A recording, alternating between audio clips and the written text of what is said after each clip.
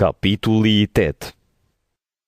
Pas këtyre gjërave, Jezu i shkoi nëpër qytete e fshatëra, duke predikuar e duke shpallur ungjillin e mbretërisë së Perëndisë, e të 12 ishin me të.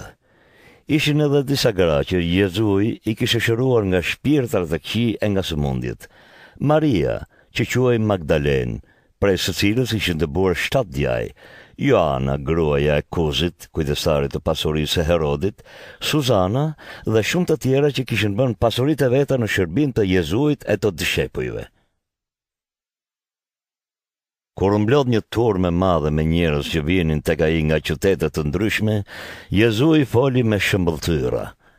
Një mbjellës doli për të mbjellë farën.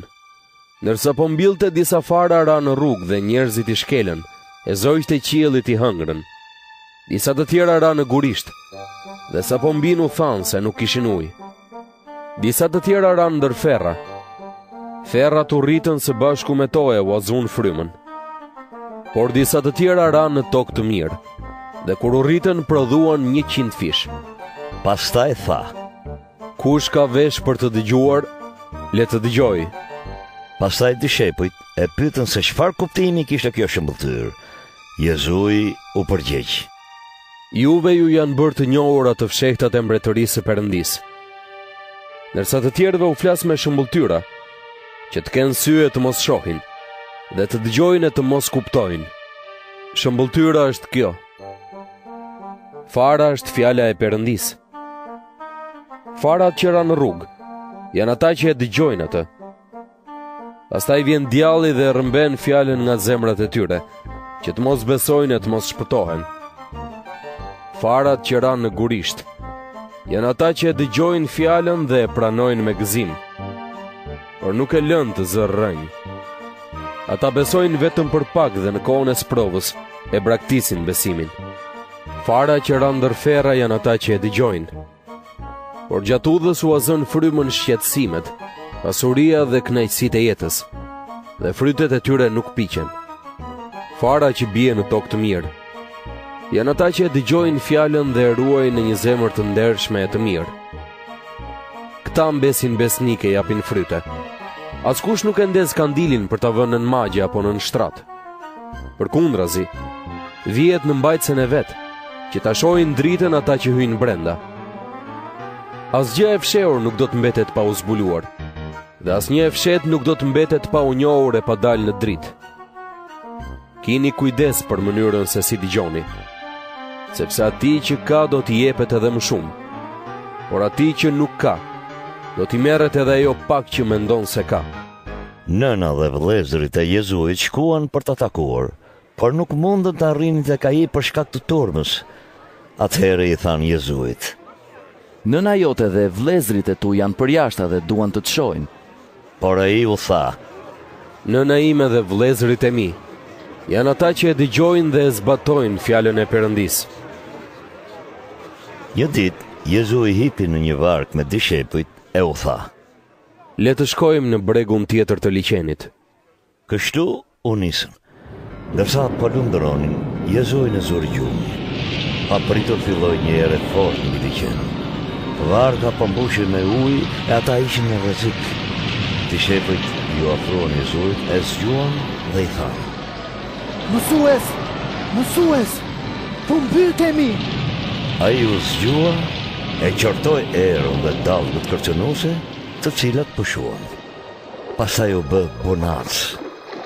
Jezu ju tha dishepujve: Ku është besimi juaj? Ata ishin të trembur e të mahnitur dhe i thanë njëri tjetrit: Vallë, kush është ky që urdhëron edhe erërat edhe ujin? E ata i bindën.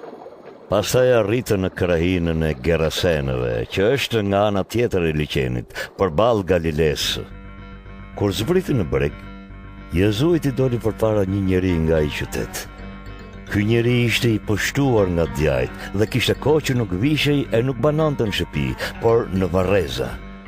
Kur e pa Jezuin, lëshoi një pritm, ra përmbys para tij e tha me zë të lartë: Çfarë ke me mua, o Jezu, biri Perëndis më të lartë? Të lutem, mos më mundo. Sepse Jezu i urdhëroi shpirtin në ndyrë të dilte prej atij njeriu. Shpirti i ndyrë kishte pushtuar atë disa herë, prandaj e lidhnin me zinxhir dhe e mbanin në pranga. Por ai e thynte pranga dhe djalli e shtynte në shkretëtir. Atëherë Jezui e pyeti: Si e ke emrin? Ai u përgjigj: Legion. Sepse brenda tij kishin hyrë shumë djaj, dhe djajt i luteshin Jezuit që të mos i urdhëronte të shkonin në humner. Aty gjende një tufë e madhe derrësh që po kullosin në mal, dhe djajt i u lutën Jezuit që t'i lejonte të hynin te derrat. Jezui i lejoi. Sa po dolën nga ai njeri, djajt u futën te derrat. Tufa vrapoi të hidhe nga humnera në liqen e u mbyt. Kur pan çfarë ndodhi, ata që ruanin derrat u ambathën këmbëve dhe e përhapën lajmin në qytete në përfshatëra. Njerëzit erdhën për të parë çfarë kishte ndodhur. Kur arritën te Jezui, gjetën njeriun prej të cilit kishin dalë djajt. Ai ishte ulur te këmbët e Jezuit, ishte i veshur e me mendje në rregull. Ata i zuri frika. Ata që kishin parë ngjarjen u treguan se si ishte shëruar i pushtuari nga djalli. Atëherë tërë populli i karhinës së Gerasenëve i kërkoi Jezuit të largohej prej tyre sepse kishin shumë frikë. Jezui hipi në një varg e u kthye. Njeriu prej të cilit kishin dalë djajt i kërkoi të rrinte me të, por Jezui e nisi dhe i tha: Ktheu në shtëpinë tënde. E trego çfarë ka bërë Perëndia për ty. Ai u largua duke shpallur në mbar qytetin çfarë kishte bërë për të Jezui. Kur po kthehej, Jezui i doli para turma, sepse të gjithë po e prisnin.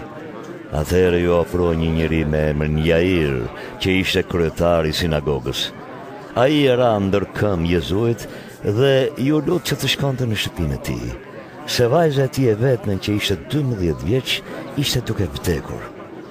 Gjatë udhës, turmat e shtynin nga të gjitha anët.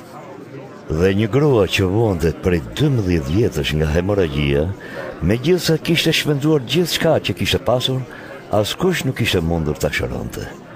Ajo ju ofrua nga pas, i preku cepin e mantelit e menjëherë ju ndal hemorragjia.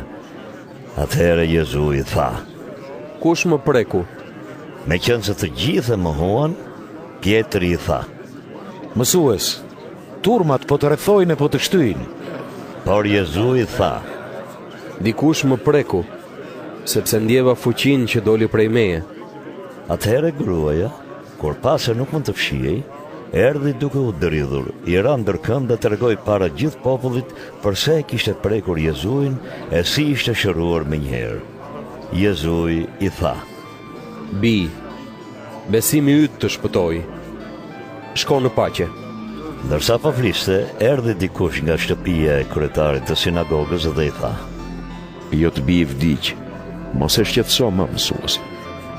Kur e dëgjoi këtë, Jezui i tha: Mos ki frikë. Vetëm beso, e ajo do të shpëtoj. Kur arriti të shtëpia, nuk lejoi askënd të hynte me të, përveç Pjetrit, Qonit, Jakobit dhe nënës e babait të vajzës. Të gjithë qanin dhe e vajtonin, por Jezui tha: Mos qani. Ajo nuk ka vdekur, por po fle. Por ata e përqeshën, sepse e dinin se kishte vdekur. Atëherë Jezui e mori për dorë dhe thirrri: Vashëz, ngrihu. Asaj u kthye shpirti e u ngrit menjëherë. Pastaj Jezui u tha t'i jepnin për të ngrënë. Prindrit e saj u mrekulluan, por ai urdhëroi të mos e tregonin askujt për çfarë kishte ndodhur.